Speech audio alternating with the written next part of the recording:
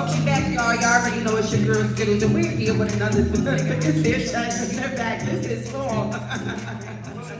We back with another dope ass episode with your girl Skittles, only here on Pillow Talk with Skittles, powered by VS1ATL Studios. Make sure you follow them VS1ATL on the Instagram. Make sure y'all hit us up, all photographers, models. If y'all need a home, come on this way. Yes, definitely make sure y'all are here live in the building, 535 Milan Avenue, June 4th. It is going down, okay? It's the boss me and Sanchez birthday. It's the boss me and Sanchez birthday. Hey, it's the boss me and Sanchez birthday. We about to get crazy. Let me tell you, I'm about to be getting light out there. I'm gonna be rapping. I'm coming with the double Dutch robe. Y'all better be ready.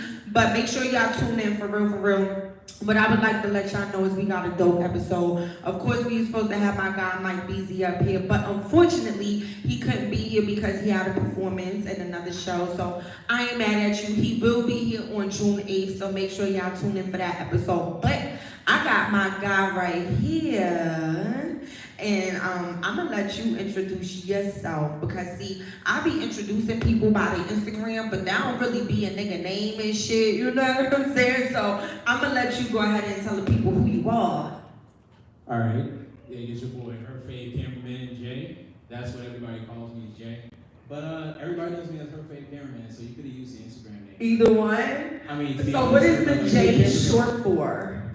J is actually my doing business as name. Okay. So it's just like, it's short for J Jane. Okay. So kind of like a little bit of backstory. It's just like a little bit of honor, like, you know, my family. Okay. A little bit of like, you know, heritage and everything. But some of that changed. Okay. That's a real deep story, so I don't think. Right. Yeah, so that's what I chose a really long time ago when I started working in entertainment. Okay, so before we get into this good interview, because I got a lot of questions I want to ask you, right? I want you to let the people know where you from. Okay, so You take us through the beginning, where you was born at, what hospital, where you went to now. Well, I was born in Kassel, in Germany. Oh, for real? That's some dope shit. What part of Germany? Stuttgart. So Okay, I got family in Schaumburg. Oh, really? Yes, I do. I used to live there when I was younger. No, my family just lived there. Just lived there, okay. That's dope though. So you was born like in a real life castle. Yes, I was. Oh my God. Do you got baby pictures? Yes, I do. In the real castle? Actually, for my 30th birthday, my mom actually gave me an album with like the pictures from when she was in Germany and like, you know, where I was born, so on and so forth. So, That's dope. What specific castle? I'm not sure what specific castle. Okay. It's like a little, I think she clipped it from like a newspaper or something. Okay, that's I'll dope. tell you later. All right, he got history on his birth. Don't play with him. All right, so you was born in Germany and then what? Then straight from Germany back to where my mom was from, which is Jersey City, New Jersey. So. Damn, he from up top. All right. How was it? Have you been to Germany? Not since when I was born. Like we spent some time there. Okay. But Because I was gonna ask you, like, do you remember anything about being over there to compare it to how it is? very, very little. But I mean, I still speak a little German, but it's just like I haven't been back in a long time. Yeah, I haven't been there since I was like 10. Mostly, I really say my home was basically New Jersey. Okay. And, like, you know, here. Okay. And I spent a little bit of time in California. Oh. So You've been in Jersey, and then did you go to Cali first and then come to the A, or? we actually came down to Atlanta first. Okay. And then we moved from there to out in, I'm trying to remember exactly where it was. Somewhere beachside, but I was only there for about a year. Did like my preschool there, and then we came back here, and then my mom always wanted me to have kind of like the same like upbringing that she had and everything, so she sent me back and forth between here and New Jersey like a lot. Okay. And so we have family also in like DC, you know, Chicago. So I've been a little bit everywhere. All right. Mainly, I always, you know, I kind of like look at it as, you know, GJG, like, you know, Germany, Jersey. I like that. That is a cute. I like how you broke that up. Well, definitely. How long? So you've been in basically Atlanta all your life, pretty much, off and on. So what do you like about the new Atlanta versus the old Atlanta? Ooh, that's a good question. Because Cause see, I don't know nothing about the old Atlanta. I'm from New York. Old Atlanta, y'all had big ass white tees and the baggy shit, and that was it. I remember T.I., 3 6 Mafia. Is they even from here? No. Yeah. So I don't really know too much about the old Atlanta. The old Atlanta is more so like Freaknik. So Def days. So you got like your Ushers, your Kilo Ali. Exactly, like stuff like that. So yeah, like I remember back in the day when So Def had that big billboard. On 75. Yep, right there on 75. Anytime you were coming into Atlanta, like you hit that So Def billboard before you got into Atlanta. Mm-hmm. So that was like the old Atlanta. Like if you had to tell me, if you had to make me choose between old Atlanta and new Atlanta, I would have to choose old Atlanta just because it was more so the party spirit. It wasn't as much of like, how it is now, where I feel like a lot of people are a lot more into the whole like drugs, guns, all that stuff and everything. Yeah. But back in the old days. See, and that's how it used to be. I'm from New York. So in New York, we used to have like parties. We used to have block parties, all types of shit. You understand what I'm saying? Every hood had their own day. Every project had their own day. Like we be outside for real in New York. So it's like we used to go to parties and dance. You understand what I'm saying? Like I was in clubs at the time that I shouldn't have been in clubs. You know what I'm saying? But the speed, it was Club Speed for me. Club Roxy's. You know what I'm saying? Limelight. Club Shadow, you understand? Like real clubs, like you went in the club looking cute and you came out here sweated out, drink spilled on your outfit like 3 times, somebody stepped on your shoes, feet was hurting, you done took your shoes off, like you had real fun.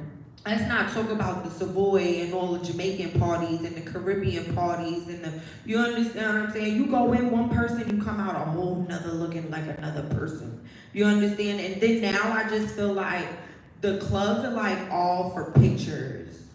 Everybody just go to the club to stand in sections and look cute for the picture. Like they rich. Nigga, the fuck? I just spent so and so amount of money on this bottle. Y'all better turn the fuck up. You understand what I'm saying? And it don't really be too much of that anymore. You understand? No, like, it was more so about like the house parties and stuff. Like, yeah. Like basically up north side when I was up there, it was the block parties.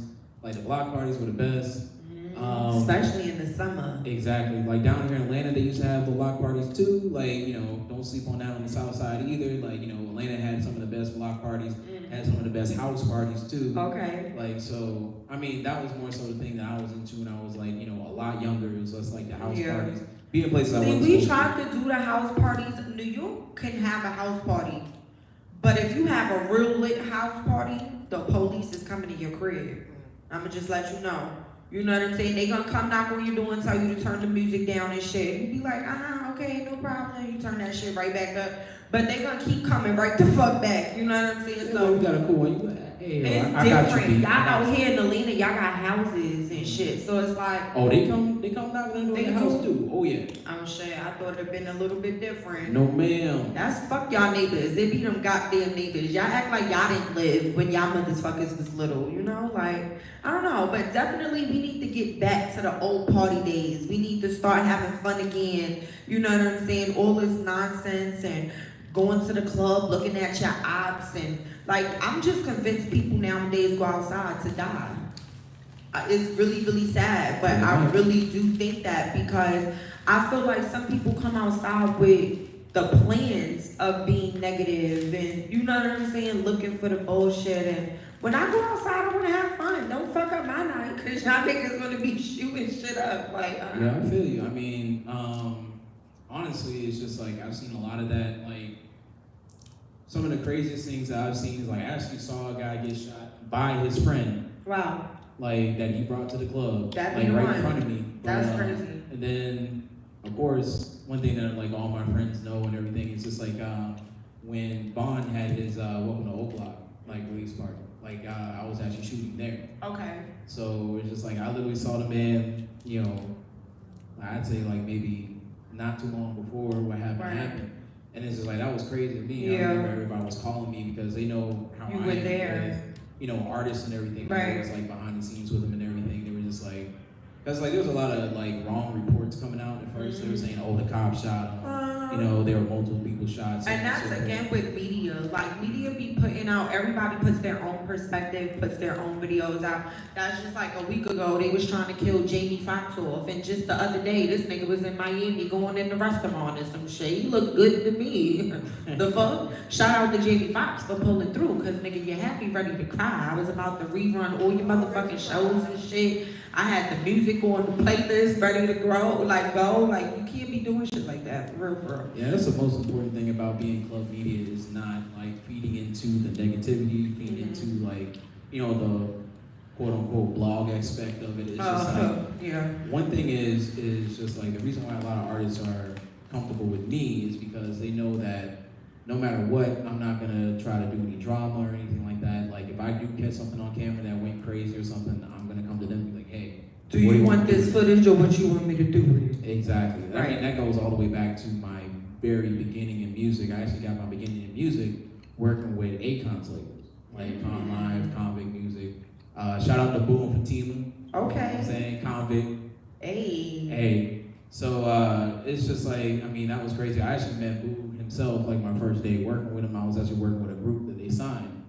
And they booked me to like get the interview and everything, you know, more behind the scenes stuff. Right. And yeah, when they came in, they were getting chewed out a bit. So I kind of slowly reached over and turned off the camera. Right. And I remember Boo came up to me, he was just like, hey, that's why you turned off that camera. Right. I see you. Like, respect on that. You know, we're gonna do some work. And actually I did do some internal work for him. Oh, that's so, good. You know, that was a really See good how experience. sometimes being messy, it not being messy pays off. You understand what I'm saying? Because Never you be definitely could have dropped that footage. You probably would have got sued, but you know what I'm saying? Like a lot of people be out here just taking risks. And I hate a motherfucker that want to stick their camera in your face. You know what I'm saying? Like not every moment and every second of our lives need to be televised. You understand what I'm saying? So shout out to you for being, you know, that type of person. Well, I mean, I always thought of it as these are people. You Right. know, it's just like I'm not a clout chaser. I'm not the type of person that's just going to basically be in like, you know, an artist's face or in a celebrity's face and just be like, hey, you know, I really need this drop or something like that. Some of my best moments are the stuff that you don't get to see on camera. There's a lot of stuff that I haven't posted. Like, you know, when it comes down to the most of the artists that I've actually had the pleasure of working with, it's just like I've had a lot of time to just like hang out with them, talk, you know, get to know them personally, like. And then I think that's when people really tend to open up more. When they know the cameras are not on, when you're genuinely being yourself. You understand what I'm saying? Like, I always been around ball players, rappers, you know, people in the industry, and I never felt groupie-ish. You know what I'm saying? Don't get me wrong, I've had some I wanted to take down. I've had some I actually did take down. But it wasn't from a groupie aspect. It was just from a goal aspect. Like, this was something that I wanted. Yes, bucket list, checked off. You know what I'm saying? But you really get to know people behind the scenes. I'm one of those like, come on, let's smoke, let's get a drink, let's go. You know what I'm saying? That's when you really get to know a person. They under the influence, they smoking, they talking, they drinking, they vibing. Now you get to see their true colors and shit. You understand what I'm saying? Then you really get to know these motherfuckers is just like us. They just got a bag. That's it. You understand what I'm saying? And it's more That's about nice. learning too. Because I'm one of those that will sit in a room and just be like, and just be listening and paying attention to all of the shit that's going on because you learn so much. You know what I'm saying? And a lot of these rappers be in these rooms smoking and chilling, and next thing you know, niggas be talking about some shit, dropping knowledge, dropping jewels, and I just be like, noted. You know what I'm saying? So it's definitely a learning experience, I feel like, when it comes to being around artists and people that I'm not used to being around. You understand what I'm saying? But what I want to know is, when it comes to your camera, this is a nice ass camera. Like, it looks like it's 1,000 pieces on here. This look like that, separate that. That looks a lot. It does. Yeah, that's a lot. I would never take this shit apart. It's like a puzzle. Once you put it together, leave it the fuck alone. You know what I'm saying? But how long has a camera been in your hand? Ooh, that's a hard question. Actually, my grandfather bought me my first camera. So my first camera been in my hand since like probably like 12, 13. What like, type of maybe camera 20. was it? I think the first one that I got was like a Canon PowerShot way back in the day. I had a Canon. I don't know what the fuck number it was. I just knew it was $110, and I liked it because it was red. And back in the days, everything that was red was like donation to like Africa for something like the iPod I remember Nanos that. and all of that. Everything red. The Razor, cell phones, everything I had in red. And I just was like, I need this camera. And it was like the dopest digital cameras, and you used to have the little memory thing slot for the SD card on the side. And it took good ass pictures. Now when you be looking at these cameras, you be like, whoa, this shit showed the pimples on your face, the black circles under the makeup, bitch. You gotta be like real banana powder, let that shit bake, bitch. Like, Hey, I don't know how old you are, but it's I'm just like 36. me. I'm only 1 year older than you. All right. Yeah. So like you remember we were back in school, like we didn't have camera phones. No, and we everything. had now, the local, you the make a mistake, Fiji that's in cameras. 4K. Yeah. Caught in 4K every single time. I couldn't imagine that. But yeah, that's actually when I got my first nickname back in the day, was like Cams, because I actually did have cameras on me. It's just like I worked at Target at the time. Okay. And they had like 8-Tech, I think it was called, like these little cameras that you can get, and I had this little pin camera, and I would be filming everything. So it's just like I've always kind of like been interested in filming, videography, so on and so forth. Just anything like tech-based. I actually started my first business when I was like 16 years old. Oh wow, what was it? It was actually a web design business. Yeah. Oh, so that's by the time I was dope. 17, I actually had employees. So. Oh, you know what? I was a web designer too. Oh, really? On Facebook. Okay. I was a great designer on Facebook. Let me fucking tell you. My Facebook had videos going across the screen. It had music playing. I felt like Facebook made me a web designer. Yeah. After that, I sucked. I didn't know nothing else because everything became too technical, and you gotta download this app to make this spin, and you gotta get this to make this. I'd be like, listen, what? Can I just put the pictures up and the app do it, rotate it, make it flip? That's what Facebook used to do. Well, You that's what it understand? is now. Everything's moved to visual programming, which is basically like somebody already made the program. You go in and you can just plug things in and get it done. Like actually, that business went under because of that, because things like GeoCities and stuff like that came out.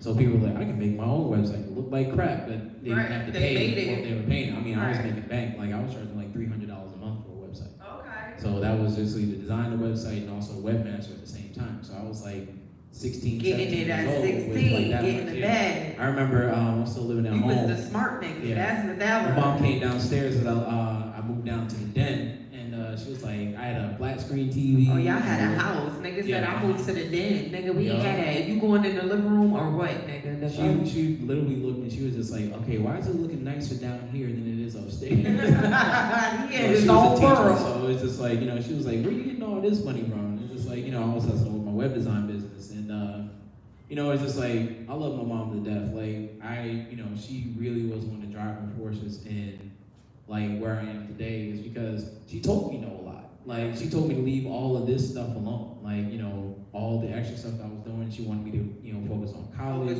focus on school and everything, and I fought her tooth and nail on it, but, that prepared me for all the no's that I got in the outside world. I was used to hearing no. Like, Right. my mom told me no, or she basically had like 20 million questions, so it got me used to selling myself. So I always had to like explain myself to her. So it's Right, just like, so if I it was explain myself easy to her, to other people. all of you out there, I got compared to you. my mom, it's all good. Right. She can tell you, it's just like, I'm sure you met a couple women from Jersey. You don't want to argue with Jersey women. Yeah. Trust me, I got a mother. My mother's my mother's originally from Chicago. Oh, But at the time that I remember, she been in the Bronx, and it's like, imagine a person from Chicago in the Bronx who is fucking Jamaican and German. Ooh. Good luck. But yeah, definitely. What I want to get into is more of the film and production. Because you do a lot of photography. You're always at events, which we will get into, because Okay. I be following what you be having going on, and I be like, shit, I need to start going all of these places, but I just be tired. For real, I'm gonna keep it a buck with you. I'm tired too. Man, listen. But talk about the film and production, because some people are just good at doing one thing great. You understand what I'm saying? So most people are just good at doing photography. And then some people, like you, are good at doing other things. So how is it going from or balancing or juggling from being photography and then doing film and production? Because film and production is way more complicated than actual just taking pictures.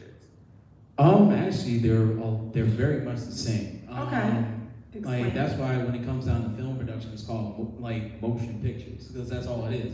Like that's how a video camera works. It's basically taking like hundreds, maybe even thousands of pictures, per second. Right. So you're using the exact same skill set. Like it just comes down to a couple basic things like your exposure, your focus, your color, all that stuff. If you have that down, you can easily move from one to the other. It just requires a couple more skills here and there.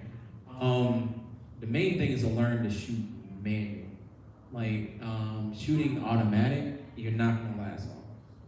Basically because it's just like you're counting on the machine to pretty much know what's for going on. you. Yeah. So if you ever see a guy out there and you're wondering, just look at the top of his camera, he's got his camera set on M, which is for manual. Yeah, then he knows what he's doing.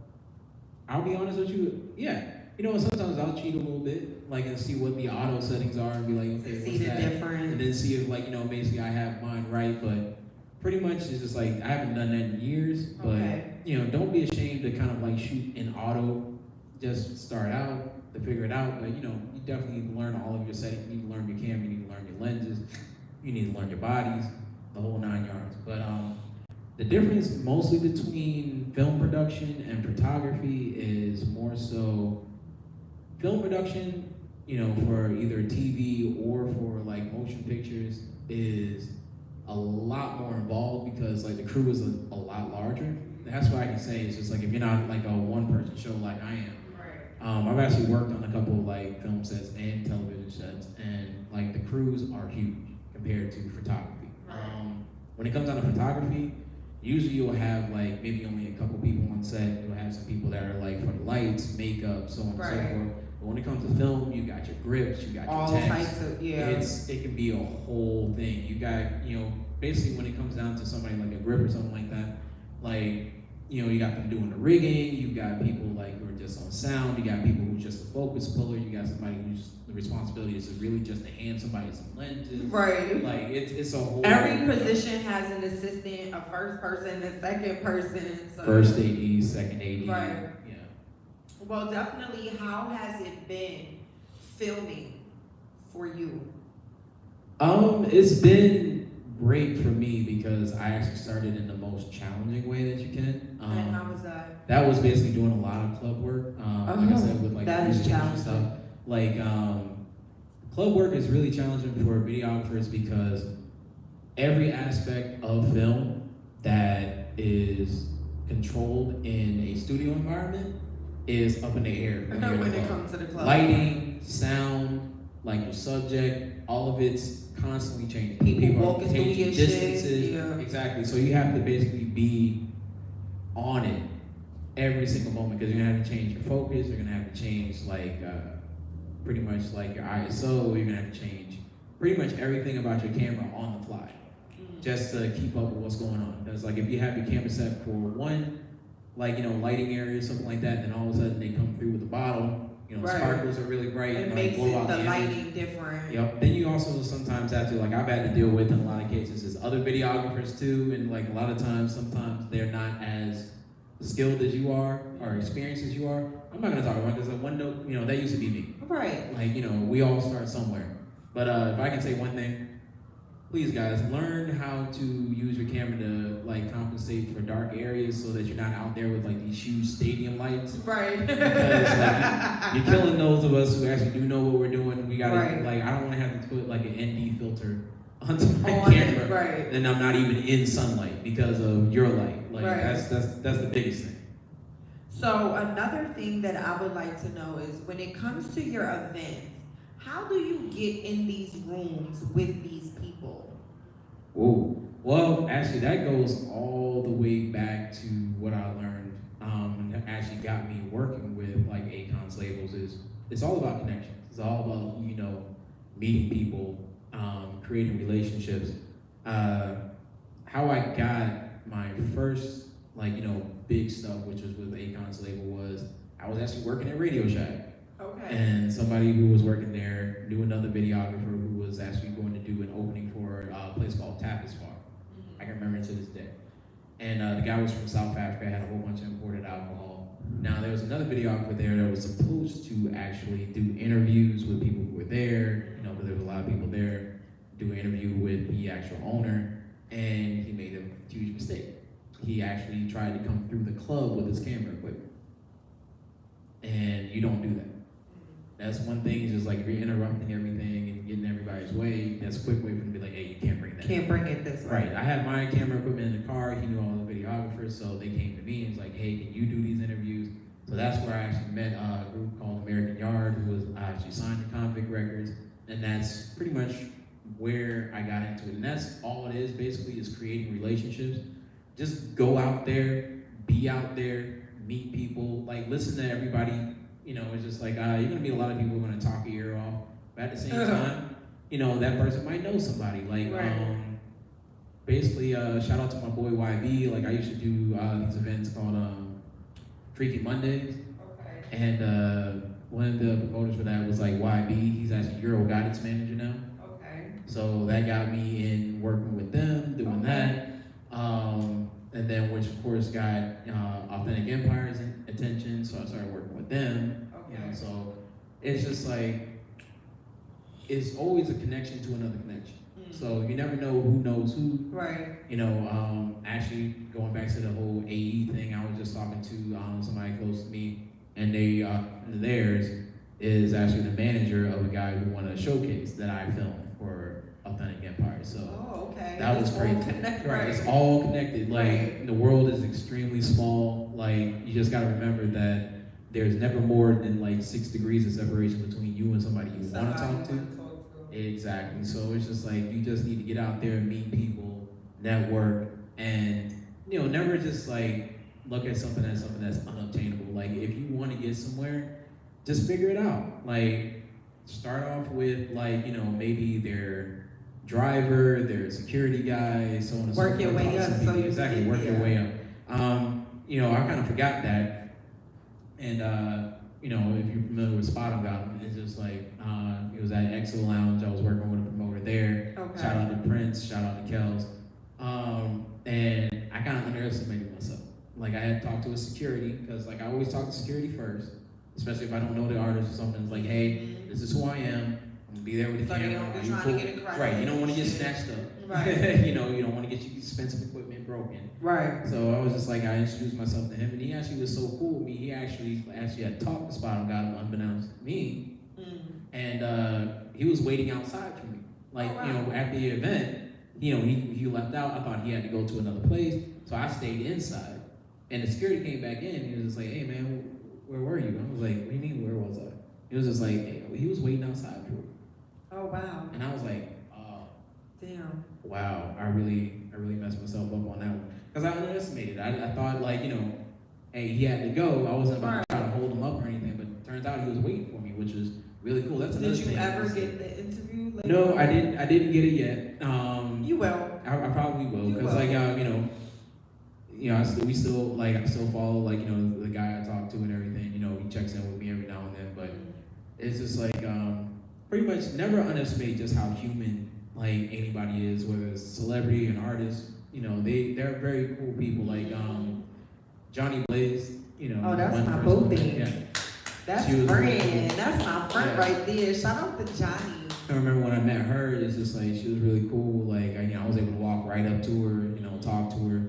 And she, she even got like my name right there. And she was like, for the drop that I did, she was like, hey, that was actually one of the things that kind of like launched my club work, really, was like the video that I did with her and Just Brittany, because like they both came behind me. That's when I had a bigger afro, and they were just playing with my hair, and everything. It was like, oh, that was cool. So that was a huge thing for me. At the same place, also did like Young Dro, Euro Got It. That's when like YB actually. Shout out to Dro. Actually, shout out to Euro, because you gave me one of my first like endorsements. Ooh. Like he was coming on the stage. We hadn't talked. Okay. We had never met. I knew YB, which was his boy and everything like that, but I guess YB said something to him as he was coming down, because like he stopped right there in front of the camera. He was just like, "Hey, if you ain't getting shot by my boy, I don't know what you're doing." And I'm just like, yo, you didn't even see it on my face in the drop. I was surprised. I was like, thank you. Right. Because like, you know, back and then, those be those moments sometimes you be like, oh shit, this just happened. Like, yeah, so that's dope. Well, who would you say, who or what has been your favorite since you've been in the industry? Oh God, why is she gonna say it? Well, you know, okay. Honestly, I'm gonna start with your favorite and what was your dislike. So who or what? So whether it be a person or event. Oh God. Favorite, that's gonna be a hard one. I had so many great times out there. So many great times. There had to be something that stuck out that made you be like, yo, last night was crazy. I'm gonna say it's kind of sad. One of my best times out, biggest times, was the Welcome to O Block release party. That was really dope. Mm-hmm. Like it was really lit in there. That was a lot of fun. Of course, my time, like I said, with the whole Johnny Blaze and Just Brittany, like they had a really great time. They turn up though. That's Johnny and Britt turn up though. Big time. Like they had the dances going. They had. Yeah. I mean, that's really that was one of my first big ones. Beat King. Yeah, okay. Party. B King is lit. Shout out to B King. I remember one day he pulled up the Blue Flame, and this is when I used to be a waitress. And he was like, "Come here, Red Bone." I was like, "All right, mister, don't be doing me like how you do everybody else." But he was so. Sounds like it. He was so fucking chill. Like the vibe was on 1,000. He's a really, really cool person. And one thing I love about him, he always got a dope quote on a t-shirt. This nigga t-shirts be official. Like, I'm about to just start putting shit like him on a tee. You know what I'm saying? For real, for real. What would you say was like your, not worst moments, but most disliked moments? Like something somebody did that rubbed you the wrong way. You don't have to say their name, but if you want to, you can. I'm not gonna stop you. I don't really like drama like that, so Okay. I'm not gonna say I have said before, who it was on other platforms I have just said. But yeah, I mean the only thing I really don't like is when you meet an artist or a celebrity and they really are drinking their own Kool-Aid, like they're not human. I've literally only run into that one time. And I've already said his name once. But who and is I'm not it? even, I don't know. I'm not even that's what I'm saying. I'm not really about the whole drama thing. Okay. And that's one of the things my reputation is being kind of the cool. And I respect that. It's just I'm not trying to beef with anybody, nothing like that. So what he did? Mainly just he was really he was kind of feeling himself a little bit. Okay. You want to look at me I was hey, let me get a drop for the club and the promoter, and he was just he looked at me and he basically was just ain't nobody gonna be able to hear me on that camera, and it's just I know what I'm doing. Nigga, I've been doing this for years. You know what camera this is, nigga? It's not even really the camera, it's just the mic choice. Usually this one that I use is a shotgun mic. So basically it's directional. So it's pointing, as long as I'm pointing it right at your mouth or right at your chest, it's gonna pick it up. I've been in clubs where the music is super loud. Crazy loud. And then still hear me. And this isn't even really an expensive I have one on my stabilizer. Mm-hmm. Yeah, they're great for if you need to get wherever you're pointing the camera, directly, getting their voice directly. So it's just it was a little bit kind of okay, I know you may have dealt with some people who didn't get it before, but don't drag me. Could you at least and then that person was to. charging for photos and everything. Yeah, in the club, it's just bro, Wait, he I knew the charged promoter. for Yeah. photos? So he was charging people to come up and take pictures. Which usually I wouldn't have any issue with. I but thought that was what booked. people do He was with already meet and booked. greets. Yeah, that's for meet and greets. He was already But booked. people pay for that specifically, like how they took pictures with Chris Brown. Mm-hmm. They paid for the meet and greet ticket. Right.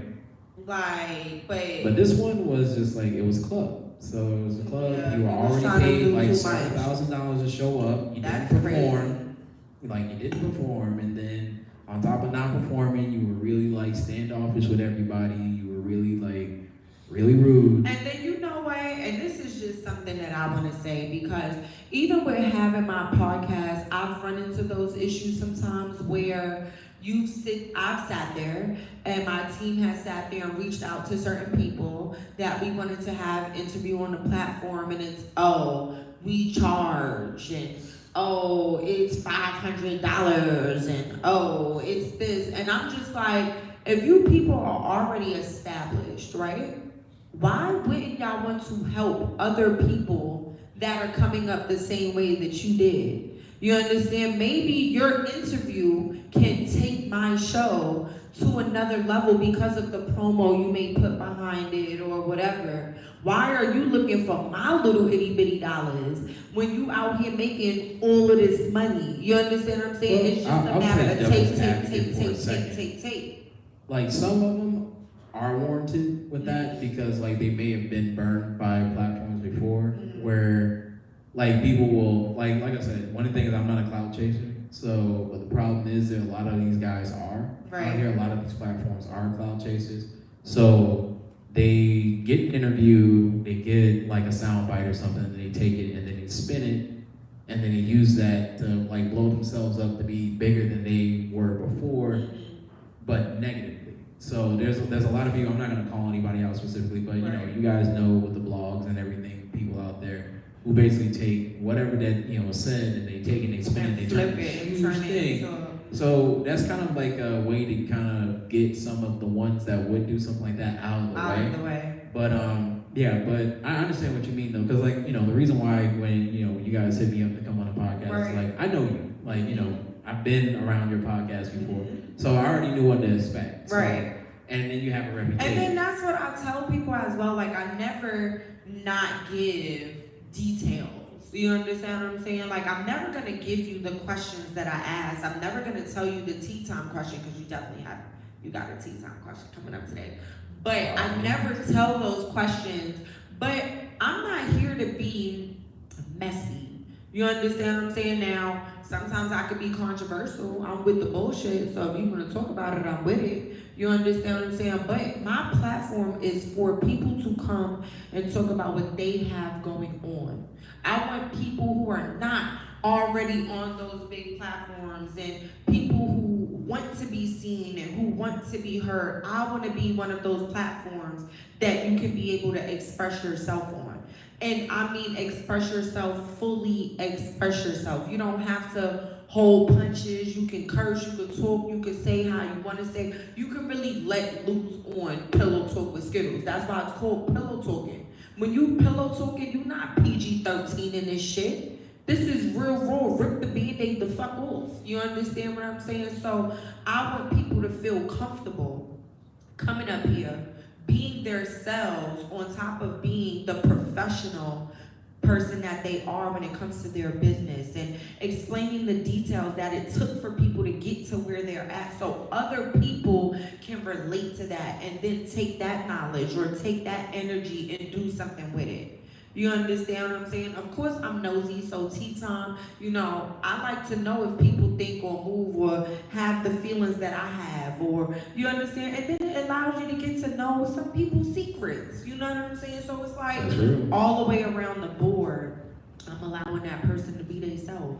You understand? I've only asked you certain questions. You ran the whole interview. You understand what I'm saying? People don't know. I'm just here to ask certain things. You're going to take over the rest of it. You understand what I'm saying? That's actually a mark of a good interviewer. It's just like, you don't want to, like, take over the entire interview, because, like, you know, if you're interviewing someone, if you want to know who you're interviewing, right, it's not really more so about you. Like, I only just recently really started putting myself on camera in my work. Right. Like, honestly, I can't say that because I don't want to get in trouble. But, like, Her Fave Cameraman was a name that was given to me by the people I work with. Okay. And it's just like, I work, like, a lot of people, like, you know, ask why I work with, like, dancers and stuff like that. It's because, I mean, honestly, women make the world move. Like, I'm just gonna be honest. Like, you know, there's a lot of promoters and people that, like, didn't answer the phone, but it's just like, hey, I know which girl you're looking at, though.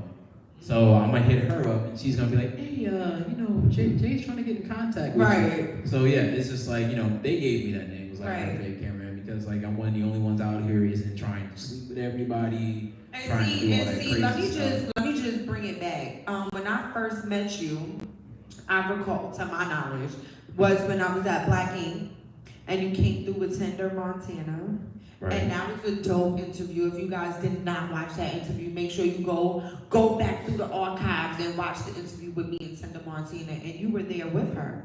You understand what I'm saying? And automatically, you can see by a person's body language, she was comfortable with you. You understand what I'm saying? You know how some people look awkward with the people that they with? You understand what I'm saying? Like the people are just there to do what they supposed to do, but it's beef or it got, you know what I'm saying? You can read a situation. I didn't get that type of vibe with you. So here's the thing. I'm gonna be 100% honest. That situation did go left with her, but you know, it's just like I don't have anything bad to say about it. Yeah, that was just. I mean, I feel like it was just a misunderstanding. Like it was just a misunderstanding. Like I don't have any ill will towards her or whatever. I mean, I understand why she was upset because it was a misunderstanding. And it's just like to go into like, you know, detail of it. It's just like I think she felt like I had forgotten about her in a way because like remember I was her manager, right? And like Brooke Gaines, creative director. And my thing is more so I'd rather show you rather than tell you. I'm not a big guy on like making a bunch of promises. I don't make a bunch of promises that I can't keep. Right. If something that, you know, I do goes left, I'm gonna take responsibility for it. I'm not gonna put it off on anybody else. A couple events did go left, and I took full responsibility for that. And basically, I kind of like went quiet for a minute to try to like fix things and get what she wanted. But it came across as I had like left her behind and forgotten about her. Because one of the things she wanted to do is she wanted to get on more like reality shows, kind of like, you know, the baddies type of thing and all that other stuff. She wanted to work with Sugihana. So I was working my magic trying to get that done. And I remember caught up with an event with, shout out to Star Candy and Black Diamond. You know, they actually like— Star Candy. Yeah, I know Star Candy. I know you do. That's my boo thing. Shout out to Star Candy. Flame Gang in this bitch. You already know. So, you know, they had some connections. They were going to be in the same, like a Sugihana event. So they had me come out, you know, shoot with them. I think she did like Sugi's video shoot or something. Yeah, something like that. Yep. And it's just like, so I got to shoot some videos of Suki and everything. She was really cool. I love Suki. Yeah, I like her energy. Great energy. Like her her I think energy. she was injured at the time, but you know, she was still ready. She was still turned her up. energy to me is like my inner spirit. You understand what I'm saying? Like Suki is who I am without the kid, no responsibilities, fuck these niggas, fuck these bitches, is my world. And that's kind of how I feel like Suki runs her shit. You understand what I'm saying? Because at the end of the day, we all know she a mother. Fuck that, we all mothers. We all got kids, we all got something going on. You understand what I'm saying? But Suki is who's the superstar. That's who's the, you understand what I'm saying? Right. Like, and she out here really being her nasty little self. And it's working. Yeah, and you understand what I'm saying? And what people feel and understand is all of us got a little bit of nasty. She up here talking about eating niggas' asses.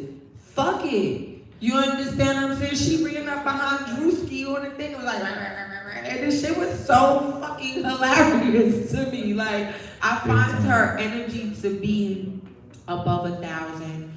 I like first of all, whoever did her body snatched. Let me just let y'all know that. I definitely love her energy, her look. You understand what I'm saying? Like, I definitely think Suki and Skittles would be a dope track. It'd be a dope video. And my energy and your energy, I'm a little bit older than you, but I'm gonna take a nap before we go outside. You understand what I'm saying? Like, I may not do everything that y'all doing, because my kid is on social media and she grown. You know what I'm saying? But I love her energy. Like, she gives me real sweetheart vibes. Like, for real. Definitely. I mean, because to be honest, even with, like, you know, Star Candy's help and, like, you know, Black Diamond's help, is like, you know, it still wasn't like, you know, wasn't able to get completely in the section or anything like that, but it's just like, she saw me filming, she still was like, you know, interacting and everything. And that's how I tell people, the first step is just you looking at me, or you seeing, or me tagging you, and you seeing it in the story. Like last week, or 2 weeks ago, I was so hyped French Montana was in my shit, because I reposted shit. I was like, man, like, y'all don't even understand. Hey, that's the secret. That's all about marketing, promotion. You understand what I'm Right. saying? When you tag these people, hashtag, do all of this stuff, they eventually get to see it, or they people, or they promo team, or whoever get to see it, and now eventually they'll start biting back. You understand what I'm saying? So I mean, it's just like it's always been that way with like celebrities and everything. It's just like a lot of them are really cool. Like I was actually just down in Florida last weekend, and got to meet Wyclef Jean, and he was really cool. okay, Like, Wyclef. Took the time to do a quick little video. I actually put up some of the stuff today from that, where he actually did a little impromptu performance, and he was doing some interviews with another platform. Wyclef was the shit. He's always been the shit. Oh, still like politically and everything. Mm-hmm. Like, he went out there and did a lot. Actually, that's one thing I want to say. I wish you, like, a lot of people out there would have more respect for people like, from back in the day. Right. Because a lot of them like, oh, what have they done now? And it's just like, because that's one thing they I got. made us the way that we can have. Right, because like I had a promoter who basically came at me at one point, because actually, a little bit of story time. Okay. Back when I was working with Akon's label, Okay. I actually made a proposal to be like a permanent staff member. Okay. And at the time, Fatima, who was the VP of Convict Records, he actually, it was crazy. He actually rented out a room at Icon Studios. And if you're from Atlanta, you know what Icon Studios are. It's just like, it's right there behind the waterfall for the meeting. And he listened to the proposal, he looked at me, he said, hey, right now, I think it was around the 2008 crash. Okay. So a lot of people had to be let go, and he was just like, hey, you Right. actually lowballed yourself on how much you want. I wish I could hire you, but I just had to let like 3 people go. Right. So, but he was just like, look at me, using it, telling everybody. Right. If you work for us, tell everybody, The background. I can hear y'all in the background. Y'all know that. And so can the live. Just want to let y'all know that we live. So whatever I hear, they hear. Thank you. And, that was both like a high point for me and a low point, just like, I know I would have gotten the job. Right. If, circumstances were different. And then, we gave carte blanche to basically use me and everything to get around. And when I was doing that, I would meet promoters and be like, Akon. What has Akon done in a while? I'm just and like, that be the crazy maybe thing bringing power to Africa. Hello, It's just like, right? he's And got that's some because a extra lot stuff of than people just don't music. educate themselves on what people got going on. People don't do their homework on what people got going on. And just because you Got to hit the don't see music a and that's person it. in the club and he not throwing money and you don't see him doing all of this shit no more, don't mean that a nigga not doing no behind the scenes shit, or he not writing, or got artists out here, or got a label, or he just put power in Africa. What y'all Exactly. did? Like, I remember watching Like, an interview and I was no, like, it's half crazy. y'all niggas don't even vote. The fuck? Mhm. I mean, it's just like, it was real, because he was just like, if I'm not misquoting, please forgive me if I am misquoting you. But I believe I read an article where they were talking to him about like what he was trying to do, and he was just like, hey, I just didn't feel right, going back home, and my grandmother didn't have power. So, and I thought about that, and that kind of resonated with me, because like my grandmother is like one of the most influential people in my life. That's my heart. That's where I get my emotion from. That's where I get like my part of my generous nature from. It's from my grandmother, and it's just like that really spoke to me. Like I always had respect for him. Right. Like, basically he created a space where somebody like me, like at the time I wasn't even old enough to really get in the club and everything, and it's just like here I am, 15th floor of a high rise in a place I'm not gonna tell you about because I'm not sure if they still have those offices. Right. Looking over a very expensive part of Atlanta on the 15th floor. I'm not even old enough to drink. Editing video at La Fatina's desk. Right. And I'm just like, how am I here? Right. And it's just like, it's because men like him, like create a space where like people like me could get a chance to actually learn the business and get out there. And if that wasn't done, like, I don't know, I just say like, I know that basically younger people these days have the whole kind of like, forget the old heads, like attitude and everything. Let me but tell y'all something. only If it do that wasn't if for they them come old at you that way. niggas, y'all wouldn't rap the way y'all rap. Y'all wouldn't be able to move the way y'all motherfucking move. Cause half the time, let me tell you, and I'm always gonna talk my shit. I don't give a fuck who like it or not. I don't know what none of y'all niggas be talking about nowadays. All of y'all niggas sound the same. All of y'all about indicting Shout out to yourself. T-Pain, Y'all, he said I'm that. convinced y'all don't want to be rappers, y'all want to be inmates. And then a lot of y'all niggas is rapping about shit that y'all really not the fuck about. You understand? That's why all y'all niggas can do is shoot shit up. Cause y'all not about nothing the fuck else. You understand what I'm saying? So when I was growing up, and DMX and the Lox and Snoop Dogg and Dr. Dre and Eminem and all of these niggas was really the fuck outside. You understand what I'm saying? Niggas was going in the studio to make hits and was still on the block. Like, what is y'all Big niggas time. talking about? And I'm from New York, nigga, we got hip hop police. I don't know if y'all know what the fuck that is out here, but it's real life police that just sit there and follow rappers around. So all they watch do. what niggas is doing and what clubs and who popping up and who's spending what. Like, that's what they need to do is to watch you. You understand what I'm saying? So nowadays y'all got it easy. Y'all don't know what it's like to take your CD and your mixtape to the radio station and wait for niggas to come outside to get a nation. Niggas back in my era put in real work. Real motherfucking work. Niggas wasn't out here fucking nobody for it. They wasn't robbing niggas for it. They wasn't none of that. And that's why everybody ate when I was growing up. Look how many rappers that was successful. Even if they had one hit wonders. You understand what I'm saying? No one hits took. You understand what I'm saying? It's so many artists that should still be making music out here that I promise you would probably be better than the artists y'all got right now. You understand what I'm saying? So a lot of y'all Right. young niggas, y'all need to do y'all homework. Cause that's the problem. Y'all don't know y'all history and y'all not ready to put no work in. You understand what I'm saying? And that's why y'all niggas is failing. You feel me? And That's that's true. just my take on that. 'Cause Like then I've people been wanna seeing talk more stuff rappers talking about the same shit on the same beat, going to make a song about they op, and now you in jail. What was the fucking point? You understand True. what I'm saying? Like, you ain't get no money. You ain't get the no bag. Now you gotta worry about risking your life and getting money on your books. And you ain't getting no bitches. What y'all niggas is talking about? Like, I just wanna, I'm confused. What the fuck y'all niggas want in life nowadays? Cause I feel like y'all working ass backwards. They want the clout. I mean, But what it's is just clout like- though? it- Cause like, talk about it. Social You media do likes, some that's dumb it. shit. You get your little 5 minutes of recognition, right? Guess what? You going to jail, nigga. Do you know what jail is like? Do you know that jail is a whole nother world? You're gonna have to fight for your life in your asshole at the same time, bruh.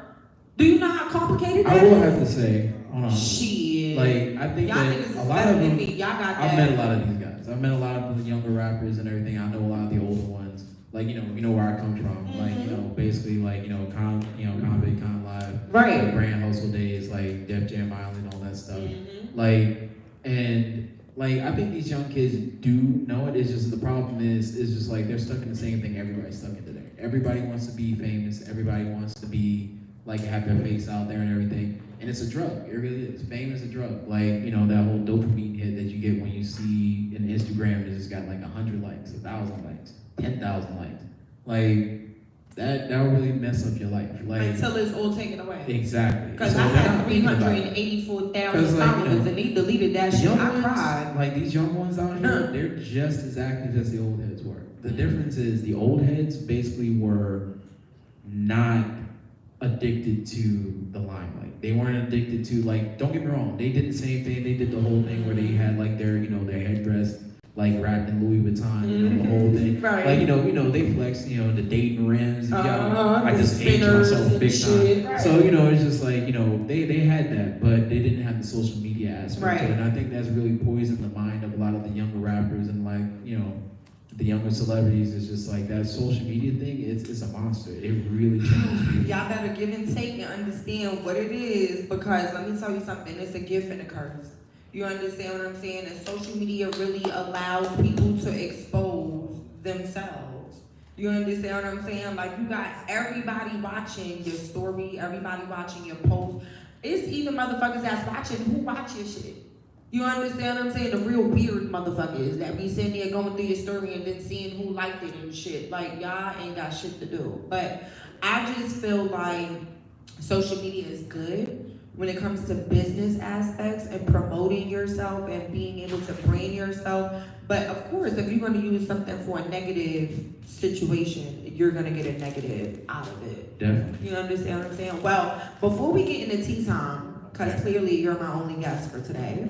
Okay. So I want you to let the people know if you have anything coming up that you would like to let them know about. And what is your social media, all of your handles, where they can find you and all of that stuff. Okay, so mainly you'll find everything at Her Fave Cameraman. That's HERFABCAM. Cameraman. Exactly. Hey. You know, so it's easy. Like, no, don't put the E after fave. Right. But you can find pretty much everything there. I'm actually going to be launching a couple other pages like Your Fave Filmmaker, Your Fave Media, Her Fave Media. Basically trying to separate things out because you know, Instagram isn't very nice to curvy women, which is a lot of what I work just with. Tell you I'm a gut and butt. I don't know about y'all other motherfuckers, but let me tell you something. I ain't getting no BBL. Fuck y'all. It's gonna be gut and butt all fucking summer. Y'all about to see this top stomach, bottom stomach, back fat, all that. I don't give a fuck. Y'all better take it how to fucking go. What I'm gonna try to do is I'm actually trying to get more into showing up on platforms like, you know, Pillow Talk with Skittles. I'm actually going to be starting the podcast soon back. I have another imprint like this where you met Tender that was actually under Triple Exposure Network, which is, you know, my other company. Like I've been in adult entertainment since like 2007. So I'm going to be doing a lot more things like showing people the behind the scenes of like adult entertainment, you know, things like Exotica, ABN, so on and so forth. I also want to give a shout out to my girl Brownie. She came with me to the podcast. You can check her. Actually, you can probably find her on my page as well. You know, because like I'm actually like doing the kind of like creative director thing for her as well, like I was doing for Tender. Okay. You know, my girl actually, you know, stretch you out real good. You know, she does massages. You know, she does. Oh, I'm gonna need you, girl. Yeah. You know, so like if you need a music video, hit her up as well. Yep, got you. But yeah, so that's pretty much most of what I got going on right now. Is just trying to do that. So you know, you're definitely gonna find me in the club out in Atlanta. Like she said, I do a lot of events. Outside. A lot of places. He be outside. So, you know, just check my page for what I'm doing, who I'm gonna be with, so on and so forth. Well, before we get into tea time, I would like to shout out some more of my sponsors. Shout out to my girl Cynthia on the Boss Nail Divine, because sis make the best press-on nails. If y'all have not been following for like the past 2-3 months now, every week I got a new set of press-ons. Make sure y'all follow her, Boss Nail Divine. She make the best press-ons. I still got every set of nails. You understand? She actually draws, she actually sketches them, she sends the sketches to you, she delivers, she does all of that. Please make sure you follow her. Also, shout out my boy Miguel. Friend, I miss you. Like, I miss you being here. He out, you know, making moves out here in this world and doing shit. You know what I'm saying? Like I said, the team is a team, but my team is expanding. We are out in the streets making shit happen. Shout out to my guy Eastside. You know what I'm saying? He always sitting here making sure he pull up, making shit happen. That's who does get the video drops for the show, for all of the people that are coming up on the show. So make sure y'all tap in with Eastside so y'all can get y'all video drops done. He also has New Music Mondays, so make sure you know, pull up on him. Where?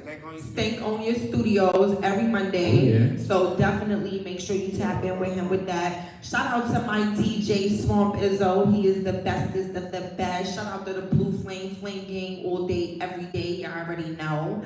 But I'm gonna get into tea time today. Ooh. And I'm gonna actually let y'all who are out there, if y'all want to chime in, you know what I'm saying? Because I only got one guest today, so it's not like we got a whole bunch of guests to chime in today. So I seen this other podcast, right? And I always follow other podcasts because you can always learn other things from other platforms. And they had this topic, and I actually ran into this situation. So I'm kind of like dry snitching on myself, but I don't give a fuck. I'm grown and I ain't pussy, so I don't give a fuck. But I'm gonna ask this question And a lot of people may not be honest, which means y'all pussy. So I'm gonna just put that out there. But my question for tea time, okay? How long would you wait to fuck with or just fuck your ex's friend? Wow. And I know a few of us have done it. Let's not sit here and say we haven't. Now, if you haven't, kudos to you. You may get in heaven first. But let me let you know. There's some of us out here that just don't give a fuck. You understand what I'm saying? Or it could be a certain situation. You understand what I'm saying? So, have you, or let me re-ask this question. How long would you wait to fuck or fuck with your ex's friend?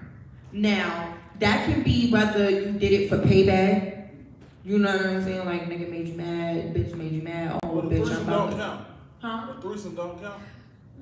I think that was willing. Like, if y'all had Yeah, I a don't think threesome, that counts. if y'all had a threesome, that means y'all agreed Yeah, that's to fuck. You know what I'm saying? Like, what I'm saying is, if you had a bitch, and that ain't your bitch no more, but you've been digging her friend been digging you, you understand what I'm saying? Y'all may have a better connection than the bitch you was originally fucking with. How long would you wait to fuck your ex's friend? 2 weeks. Damn, that nigga said 2 weeks. He gave it 14 days, bitch. You evicted out of this motherfucker. Well, actually, I'm gonna make this my last like little bit because I actually do have to bounce. Right, me too. I got a show as But well. yeah, I'm actually married to one of my ex's friends. So You took my motherfucking question to the top with that one. So you're legally married yes, to your ex's yes. friend. Mhm. And how long did you wait?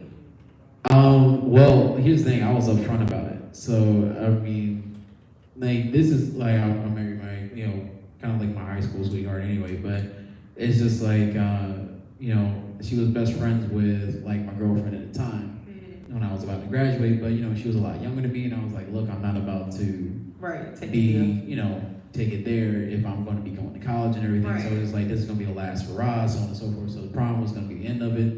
So I was just like, hey, I'm going to move on. So it wasn't like on some kind of like sneak shit or anything like Right. that. It was just like I'll let her know up front. This is What it how I'm was. moving on. So I mean, as long as you're upfront about it, I really don't think you should have to wait. Like, I mean, sneaking behind You somebody's just back know or that a something, lot of people are yeah. not upfront about that shit. Like, Yeah, that's just not me. I've always been honest I about it. respect Like, that. I guess that's why like a lot of women are comfortable with me because they Right. know exactly what they're gonna get. Right. I'm not gonna like sugarcoat anything. I'm not gonna tiptoe around anything. right. It's just gonna be what it is. What it is. Well, good that you had that, and he was upfront with that. Of course, I have to chime in. Me personally, I used to be the girl that used to be like, I'm not fucking my homegirl's man, and I'm not doing that. And honestly speaking, I can't recall that I done fucked one of my homegirl's men. You understand what I'm saying? But an ex of mine, I did sleep with your friend. Just want to put that out there. It was definitely 3 years after we broke up. You understand what I'm saying? Are me and my ex still friends? Yes. Is he still friends with the person? Yes. Who was better? I don't think that was Oh, that's the the point of friend. the The question. friend was better. Quiet minds want to know. Who was better? Jesus fucking Christ. Okay, so let me just be honest with this. So I'm gonna just tell you, so the sex was good, the dick was better, but the situation would never be better. You understand what I'm saying? With that person, I had an actual relationship. You understand what I'm saying? With his friend, it was just like I call you, you call me. If coochie is bumping, like you know what I'm saying? I pull up. It only happened like 3 times last year. You know what I'm saying? But I definitely waited 3.5 years until after me and my ex were separated. It wasn't something that I intended on doing. Like I said, you never know when you around a person, y'all energy, that person energy. I don't don't fucking know. Shit happens. It's like, don't judge me, and if you do, fuck you. But yeah, I did it. It was what it was. I don't regret it. I don't feel bad because we weren't together. You understand what I'm saying? And I waited years later. You feel me? Now, does he know about it? I don't know. I just said something about it. If you figure to watch the show and put 2 and 2 together, maybe he'll figure it out. But I don't know. But that was another tea time with your girl Skittles. But I definitely would like to do is I would like to thank you for coming up here and giving us this interview. You understand? Anybody who gives me I was time. definitely thankful. Unfortunate that the other people couldn't come, but thankful because I got to have more time with you and get to really know you better and your craft and what it is that you do.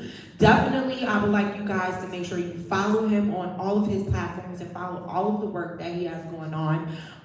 Right after this, I am leaving to go perform at Aces for your girl Pap Chanel. Tomorrow, I will be performing. Right. Tomorrow. Hey. Tell her I said hey. I got you. Tomorrow I will be performing in Roswell at Gaslight. I love being around the Caucasians. They have so much fucking fun. I can't wait to see you guys tomorrow. Happy Memorial Day to everybody. Please don't blow your fingers off with the fireworks. Everybody please stay safe. Please do not end up in jail. The jails are overpopulated. You don't want to be there. You're not going to be able to take a shower. Just want to let you know. Yeah, but definitely make sure y'all continue to follow me. It's another episode with your girl Skittles here on Pillow Talk with Skittles. And make sure y'all pull up on June 4th because June 4th we having the biggest block party out here. We got a whole bunch of games. We got a whole bunch of stuff going on. And not for nothing, that's another dope ass episode with your girl Skittles here on Pillow Talk with Skittles. And we out. Yeah. I get the X. Back with another one. 40 on my mind got me feeling crazy. Averaging this bitch and we going crazy. Yeah.